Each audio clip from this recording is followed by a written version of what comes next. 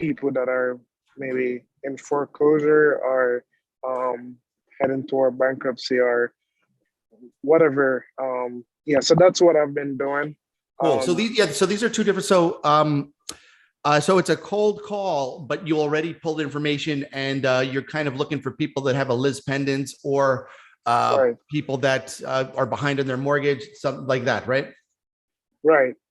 Mhm. Okay, that sounds good.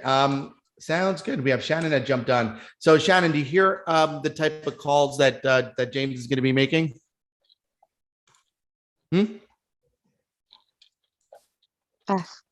Yeah, good deal. So foreclosures and pre-foreclosures, right? Yeah. Exactly.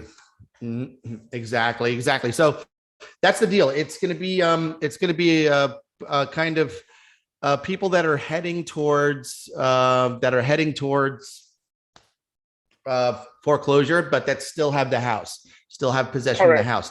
And, okay, so there's typically two different kinds of situations in this. There's a type of situation where the homeowner, right, the person that owns the house, kind of owns. They still have a mortgage and they have equity in the house, which means that they could sell, kind of pay the bank, maybe put some cash in their pocket and move on. And then there's a situation where they're over leveraged, their mortgage is too high, they owe too much on the house, and that's what we call a short sale, right? So that's in those cases, it's the seller still has to approve of the sale and kind of hire an agent, all that kind of stuff. But what happens in a short sale situation is that the bank will agree to take less money that they're owed, right? So this is a perfect scenario for a real estate professional, because many homeowners don't even know what their options are, right? So good deal, James. Do you want to? So we could role play this. And do you want to be the seller, or do you want to practice as the agent? Practice first as a seller. Okay, so you'll be on the seller side, right? Okay, great. And so now, does Shannon or Walter, do you guys want to take this? Somebody that's behind on their mortgage has a Liz pendants, and you're going to kind of give them a call and see what's going on, if they might be considering making a move. I'm still working on my calls. I got you. No problem. All right, James, I'll do this with you. And here's a few things I just need to know about this particular scenario. Number one, do they have equity in the house or not? Number two, oh yeah, Walter can't take a call. Number two, are they aware of, do I know if they're aware or not of their current situation? Because typically what I like to do with these is call them and not even mention it. So if this is the first call that I'm ever going to make to somebody, I wouldn't even mention about them being behind on their mortgage or anything like that. That's something I would do in a follow-up letter. And by the way, I would make it a letter, not a postcard. I would put in an envelope with a handwritten address on it with the business card in there, right? So that's just a different strategy on follow-up. So, but are they aware of it? And do they have equity or not in their house? So they don't have equity at all in their house. So they don't have equity. Okay, great. And that's just good for me to know. That way, if the conversation goes in that direction, and we'll see how it goes. Okay, so I'm going to ring you up. And where? Anything else I need to know about the house? Where's the house located? Like what county? What town? So I'm gonna say Scarsdale, New York. Scarsdale, great. Okay, Scarsdale, nice neighborhood for somebody to have a short sale in, man. That would be a nice, for sure, a nice short scale to score, right? Good deal. So, so we know that the market in Scarsdale, I mean, off the top of my head, I know that the market is up and it's active. It's pretty hot, right? So homes are selling for a good amount of money, and they seem to be selling quickly, right? Right. Okay, great. So I'm gonna give you a call. Okay, ring. Hello, who is it? Hi, I'm looking for Mr. and Mrs. Walters. This is Chris from Keller Williams Realty over in Scarsdale. How are you today? I'm doing fine. And yourself? Good. Every day above ground's a good day. You know, it's just giving some of the neighbors a call to keep them up to date with the market. I'm not sure. Are you aware of what's been happening in the market in your area in the past year? No. No, yeah, I'm finding that a lot of people really aren't aware. So what's happening is there's an inventory crunch because mortgage interest rates are really low. So it kind of drove the supply down, which drove the prices up. I mean, that's good news for people like you that are homeowners. Wouldn't you agree? So I don't have much time to speak. So can Perfect, you? perfect. Sorry to keep you on. So just wanted to give you a call and let you know that the market's up 8.7% over this time last year. And I've got a lot of buyers out there looking there. Many of them are willing to move very quickly, pay cash and pay top dollar. And there's really little inventory. So I was just curious. I have people looking for a house just like yours. And are you or any of your neighbors, anybody that you're aware of, might be thinking about making a move, I'm taking sorry, advantage of the sir. market? Hmm? I'm sorry, sir. I don't think you get me at the right time. Can you call me later? No problem. This is what I'm going to do. Mr. Walters, I'm going to give you a call tomorrow. In the meantime, I'm going to shoot you over an email, just my information, so you know who I am. What's your email address, real quick? I'll get it to you another time. Great. So I'll text you as soon as we hang up, and then we'll schedule a call, and I'll shoot you over an email. Okay. Okay. Great talking to you. I'll talk to you soon. Bye. Talk to you soon, man. Um, Yeah. just a conversation, right? So, how'd you feel on the side of the seller? So it feels so. I was pretty much like playing it, similar to someone that I called earlier, Yeah. and like he was like, "Okay, I think you called get me at the wrong time. Mm. Like who are you? Like where you called me from and stuff like that." So, Yep. And that's yeah, going to happen all the time. right. Mm. That's going to happen all the time. So the key is in the follow up, right? So particularly with these calls, very rarely with this type of call is somebody going to say, yeah, I'm thinking about selling. When can you come over? Right. It's usually going to be a follow up call. So we're just looking for some kind of yes, some kind of permission. Right. So here's the deal. I called you just to kind of inform you about what's happening with the neighborhood. You told me you're busy. Great. Let's get to it. Do you know if anybody's thinking about making a move? Can you call me later? No problem. I'll shoot you an email, my information. Well, I'll give it to you later. No problem. After we hang up, I'll shoot you over a text message and my information. We'll keep in contact. Right. So, and then Right. in my follow up, I'm going to make sure that I follow up immediately. So as soon as I hang up the phone, I'll shoot you over a text, hey, Mr. Walters, great talking to you. I know it wasn't a good time. As I said, the market's hot right now. Here's a link for you to schedule a call with me if you'd like to do that. Otherwise, I'll give you a call around the same time tomorrow. How's that sound? Right. Right. And Right. just go Right. from there. Now it's James, it's going to be in your follow-up. So what's your follow-up around these? I mean, that text message or email right when you talk to him is crucially important.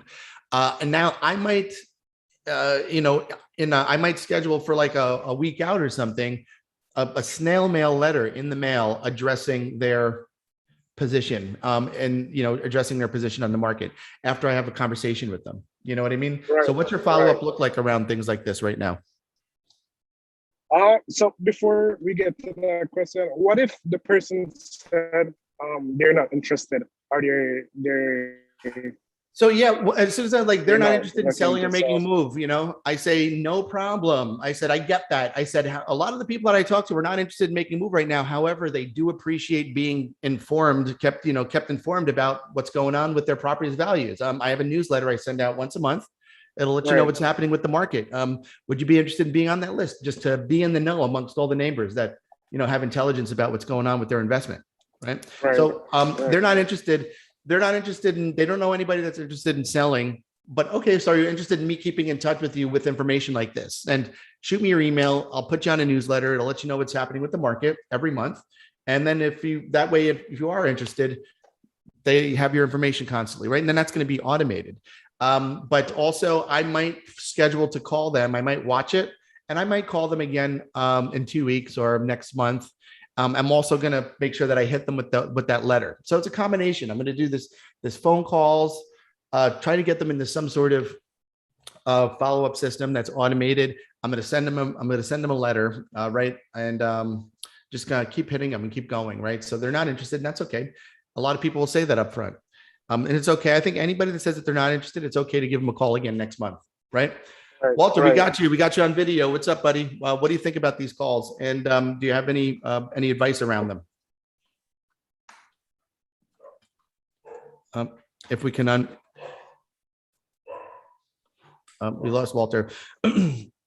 Shannon, anything, do you have anything that you got from it, or any questions or feedback?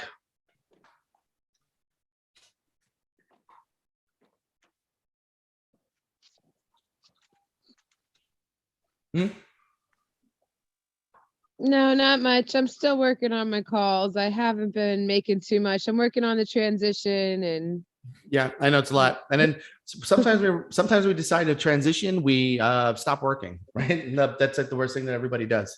But yeah, keep hitting those phones and making those calls. You've had success with it, so good deal.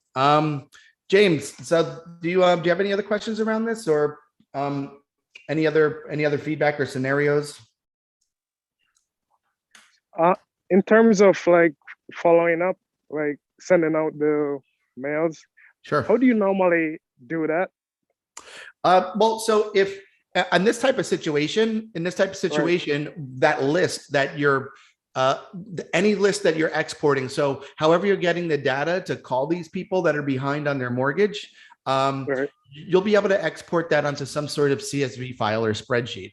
From there, Right. you're going to import that into your dialer. If you're using a dialer, you're going to import it into your CRM. If you're using a CRM, and there's CRMs out there, by the way, that you could pre-write the letter and you could click a couple of buttons and it mails it out automatically for you, even using your handwriting on the envelope. Or you could just, when you get off the phone, for all the calls that you made that day, for all the people that you want to send mail out to, you just have that letter written. You print out, so say you need to mail out 10 letters today, you print out 10 letters, you sign them, you stick them in an envelope, put the address on them, put a stamp on them, and stick them in the mail. And it's just a one trip a day, right? So that's, I mean, as far as mailing the letters, there's systems that can automate it for you, or you can just, I recommend knocking all your calls out, then sending all your emails, or sending the email or the text right after each call. And then at the end of the day, or at some point during that day, sending out all your snail mail you need to send out.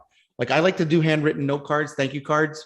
That might be the first thing I send out. And I kind of write that right before I hang up the phone on the person. I stuff it in the envelope and I put it to the side. That's really the only handwritten thing that I do. Other than that, have a letter that works, that you send to these folks, print out as many as you need, stuff them in the envelopes, send out the mail. That's it. Or you could use companies like Send Out Cards, or a lot of the CRM companies will send out mail out letters for you. I used to use Top Producer, had Live Post, and you could click a button in there. It looks like a print driver and it mails out one letter, one postcard for you. And I know most of the CRMs do that nowadays. Did that answer your question, James? Yes. Perfect. We got Walter back. I don't know if Walter, you had anything to contribute to these calls, kind of around calling people that are behind on their mortgage, potentially underwater, in a negative AM situation. So any feedback around that? You're muted. Chris, good morning. Good morning. I honestly, I don't make those calls anymore. But you know, unless they're in a massive amount of pain, they're really not interested in selling their house. Yeah. So, you know, one thing I would do is like I would talk to them like just like if you're there, my mom or my dad. But like, is everything okay? Do you need any help? You know, right now, especially with the values still being high, is there any chance that you might be able to get some money out of equity for the property? Yeah. I know the previous caller said no, but man, values are going up like crazy. So the property might have went up $50,000 in the last, 4 or 5 months. Yeah. So maybe just offering to figure out, what the property could actually sell for, but like doing it from a very soft sell approach. You can't close these people because unless they're in massive pain, they're just not interested in talking to you. Yeah.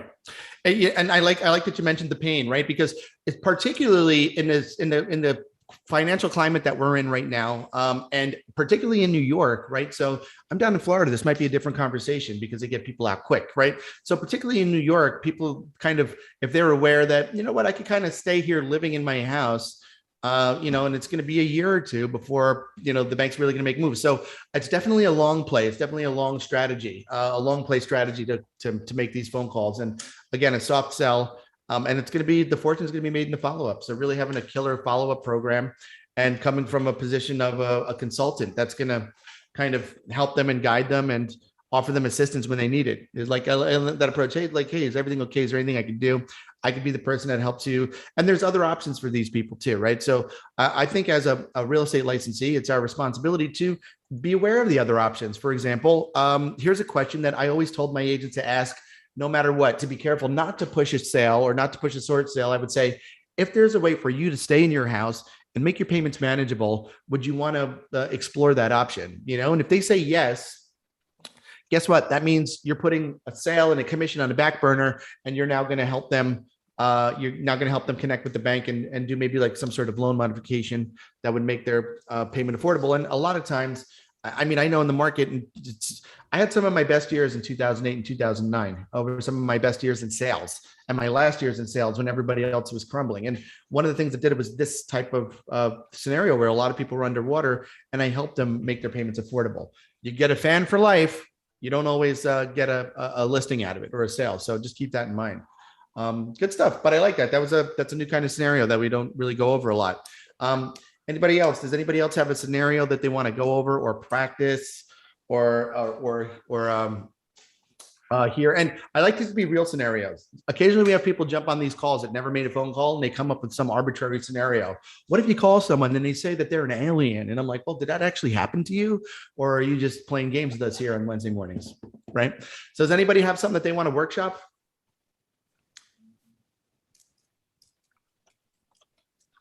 Or practice? James, I don't know if you would like to practice that same call, that same call with somebody in reverse, where you're kind of practicing from the agent side. Do you want to do that? You want to give it a shot? Sure. Look, there he goes. We got it. Okay. Don't feel pressure. This is a safe environment for you to practice amongst your friends and colleagues, like other experts in the business that could kind of like say, hey, I really like this. Here's what maybe you could have done differently. Right. So, Shannon, do you want to be the seller for James? Sure. All right. So whenever you guys are ready, let's make it happen. If there's anything special we need to know about the scenario, we can set that up front. Okay. I'm a little nervous, but okay. We love it. Yeah, it's my first time doing this. Yeah, well, listen, I recommend that everybody, by the way, I recommend that everybody practices every day, just having these conversations. For me, it's part of my business. I talk to agents all day long about stuff like this. Sometimes for agents, look, if you have people in your office, there's even people on this call, there's people you can connect with, and just in the morning on your way to the office or on your way to work, hop on the phone and practice with somebody, right? I think it's a good idea, but here, give it a shot. So practice with Shannon. And is there anything we need to know about this scenario? Quick question before we go ahead. How did I get, so I'm a part of EXP. How did I get put on this email? I'll send you, James, what I'll do is I'll put a link in the chat, and then while you're talking to Shannon, and you could just register for the call. Okay? Okay. All right, bud, go ahead. Whenever you're ready, bring her up. Ring, ring, ring. Hello. Hi, Shannon. How are you doing? I'm okay. How are you? I'm doing well. So I just popped in your neighborhood, and I realized that there are a few homes that sold recently, way above market. So I'm just wondering if you're interested in selling. No, I don't want to sell my house. Sorry. Okay. Is there anything that I could help with you in the future? Do you have a realtor? Yeah, I have a realtor, but I don't think I need to sell my house right now. Why? Because the market is doing really good. So just seeing if I could help out in any way. Okay. Yeah, I mean, I don't have any interest in selling anytime soon. Sorry. Okay, we'll keep in touch. If anything change in the future, we could connect. Okay, sounds good. Okay, have a good day. Thank you. You too. Bye-bye. That's a very nice, comfortable, easy call, right? How'd you feel, James? How'd you feel on that side? not good. Not good. Why? Because, What would you have done differently? So I think I should have approached her by asking if she's willing to sell right away. That's one. And then two, I would say, because that steered the conversation the wrong way, where I could eventually, it kind of started getting a bit awkward in a sense where, so for example, I could eventually start asking for her contact information and so forth, and then maybe follow back instead of like making it awkward in the first place. See, that's why it helps to practice. You know, when we say these things out loud, never like, oh man. And so, and then we make little tiny adjustments each time, right? And then we get better and better. Great. So, Shannon, how'd you feel on the side of the seller? He did okay. He wasn't too pushy, but maybe like you usually do, like, oh, okay, that's fine. You don't have to sell anything, but would you like to know about the value of your home or right. something that's how that to keep it going and to be able to get the contact information. You know, I don't want to sell, so find something to keep in touch with me for. Yeah. Makes sense. So we're looking for a yes of some kind, and I always say here is kind of the trifecta of a good telephone conversation. Number one, connect with good news.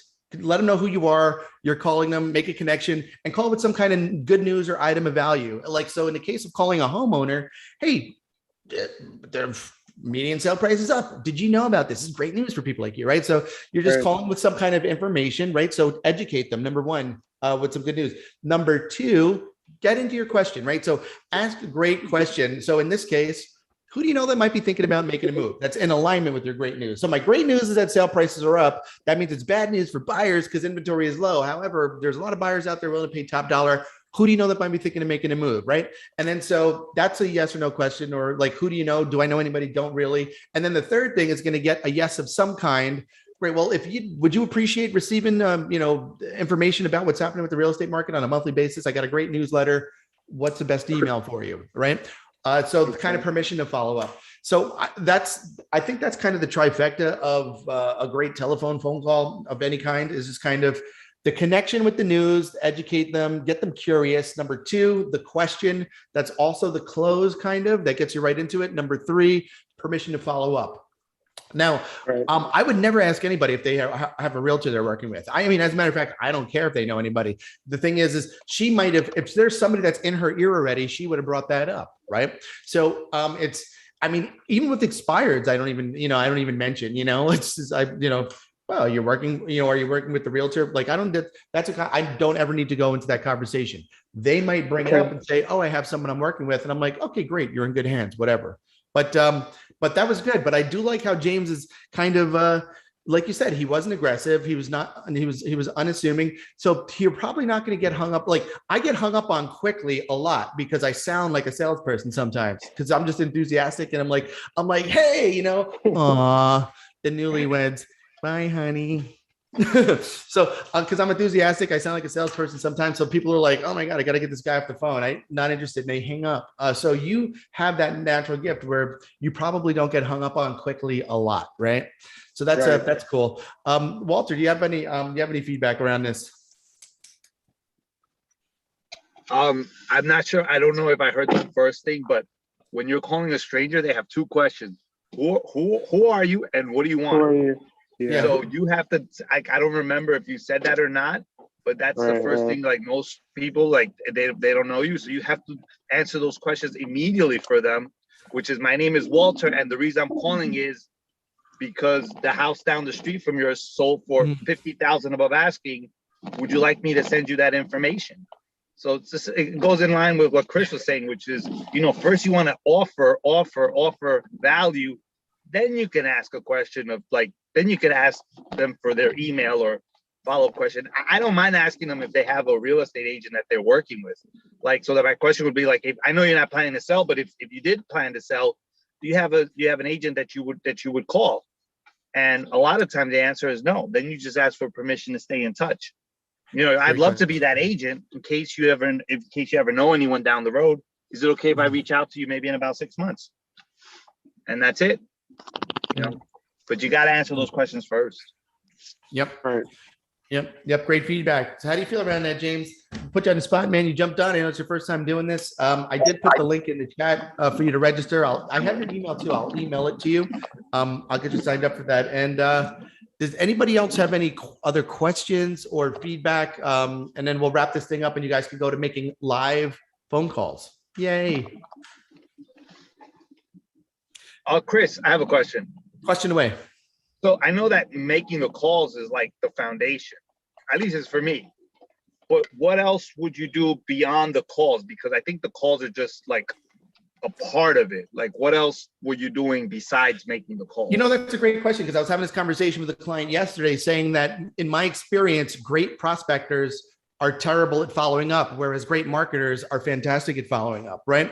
So I would, when I was making calls, I would have my headset and I'd have a couple of things open on my computer. I'd have always my email open, ready to shoot out an email. I'd have my CRM open, ready to take notes on it. I'd have my calendar open, ready to schedule an appointment with somebody, right? And I'd have a stack of handwritten notes. I think, like I was mentioning before, I would literally at the end of that call, while we were saying goodbye, write a quick couple of sentences in a handwritten note, particularly if it's the first time I talk to them, but regardless of their somebody I met, a FSBO, an expired, whoever, and I would stick a couple of business cards in there with a business card magnet. And my handwritten note cards, I had custom made ones with funny pictures of me on them. So like to be memorable, rather than them just getting one that says Remax on the front, you know? So I would always with the handwritten note card, and I would always look to fire off an email as quick as possible.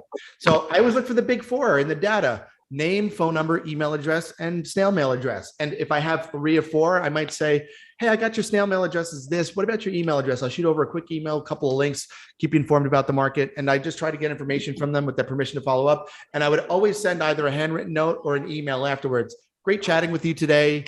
I'm looking to forward to talking to you soon. And I would have a couple of different canned or template emails that I sent out, but it wasn't automated. They were just pre-written. So while I was on the phone with them, I could select the email, shoot it out, and be done with it. And some of those, and then I started using video email. And then it's all a matter of, I think, getting people into your, at the very least, everybody in your database should hear from you once a month with some kind of real estate newsletter with a variety of things. Like, you know, if that is attractive for homeowners, attractive for renters, people that don't have any real estate, people that might be interested in buying or selling, people that are not, you know, just kind of what's going on with the community. And I think that that's super important now with the technology that we have, because based on all these people's interests, say you have 1,000 people in your database and this general email newsletter goes out, 200 people clicked on your hot listing of the month.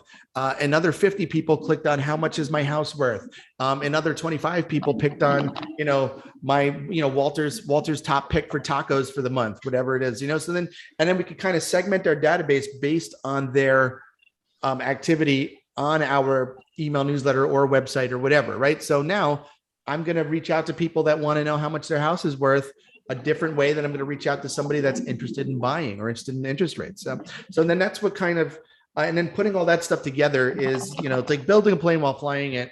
But I mean, for me, that was just, I wasn't really big into automation, but I just constantly was coming up with things to communicate to my database. Okay, here's great news. Here's something cool, right? And I think it's the same stuff that we would do on our social media and the conversations we'd have with people. But yeah, I mean, I'm still a fan of the snail mail follow-ups, right? Sending letters or handwritten notes. Email works great when it's personalized and handwritten. Text messages are great too. Replaces a phone call a lot.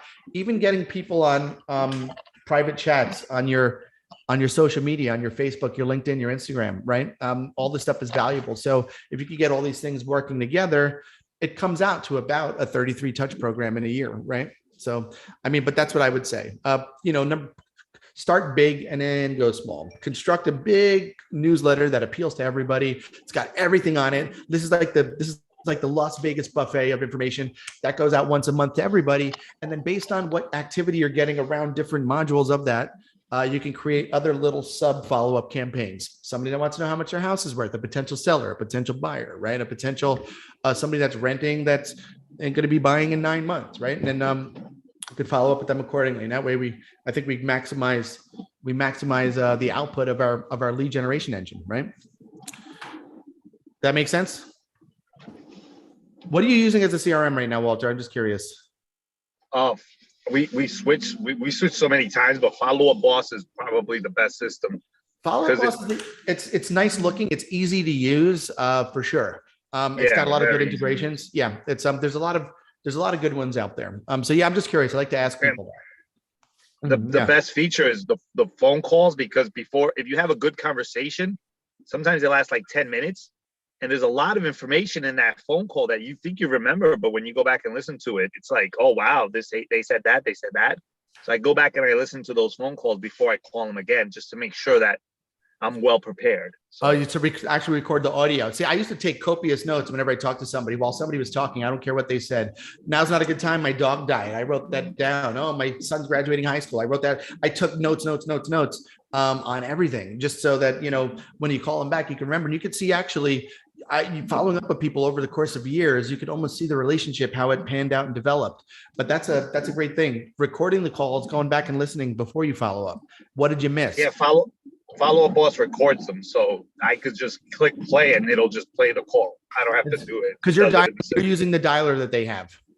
Yeah, using their dialer. Yeah. Yep. Okay. Yeah. Cool. Yeah, because I know a lot of people, if you're using you can record the call with RedX, you can record the call with Mojo, with dialing systems. They're not so much with regards to CRMs, right? So Follow Up Boss has that feature, everything built in. Awesome. I love it. Yeah, I know Brivity's got something like that too. Any other questions, guys? And then we'll leave you to the wolves out there. They're home, they're happy, and they're ready to hear from you, right? All right, guys, no other questions. See everybody at the very least next week. Let me know if you have any questions. You'll have my email address and we'll talk soon.